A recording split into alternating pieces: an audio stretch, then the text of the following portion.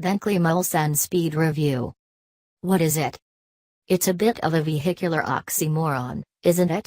A Mulsanne to drive rather than to be driven in. And yet that is just what Bentley maintains the Mulsanne Speed is.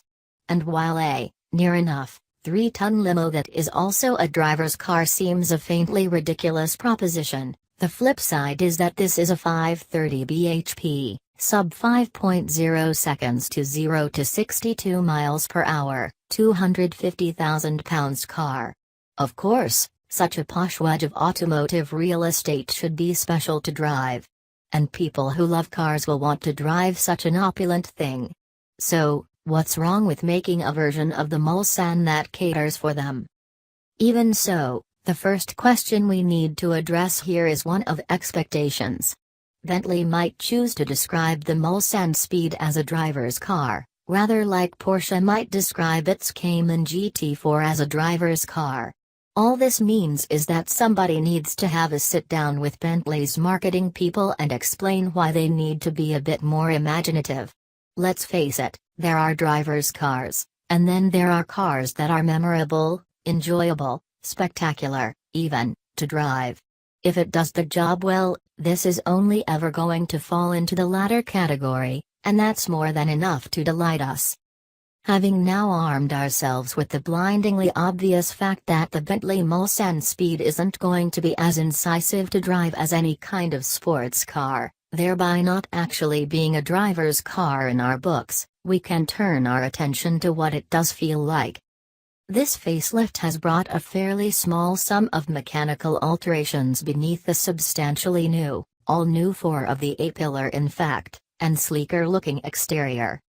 These changes include new active engine mounts and suspension bushes, and advanced foam architecture for the Dunlop tires to improve refinement.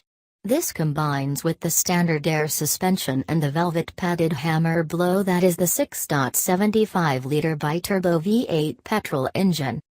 What's it like? This is the first time we've driven the Mulsanne Speed in the UK, and suffice to say that it presses the road into submission in as pleasing a fashion as it ever has.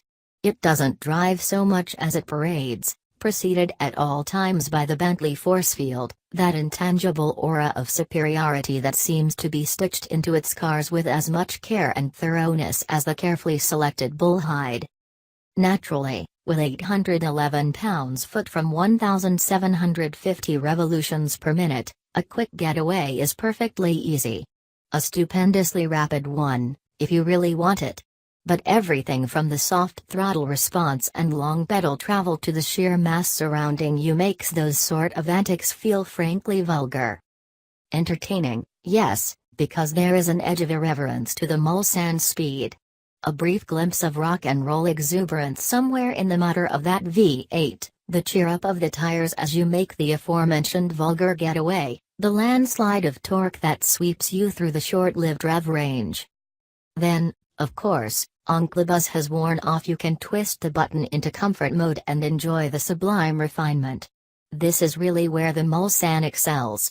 Bentley reckons that the fancy tire technology should cut noise in the cabin by 4 decibels, and bear in mind that the pre-facelift Mulsanne was hardly unrefined. Now, short of some unfathomably complicated light switches and a fruit bowl on the dashboard, it's like tooling around in a posh hotel suite. Hit a steady motorway stride, and engine and tire noise die down to a near inaudible background thrum. Wind flutter is the only thing that dares to intrude on your consciousness as the Bentley punches a hole through the air. It's in this unashamedly laid-back attitude that the Bentley feels wholeheartedly epic. In fact, it almost seems to buy you time and a relaxed attitude. After all, turning up late is only to be expected, everyone else can wait. And yet, there is that tricky question of expectations again. Should this be a car that can deliver a modicum of involvement and handling prowess? Well, snick that rotary dial into sport and give it a go, and to be honest, you might be a little underwhelmed. Any kind of vigorous cornering and the Mulsanne will lean ponderously on its front tire until it eventually gives up under the pressure and hands you fistfuls of rather uncouth understeer. Yes, you can provoke it into oversteer.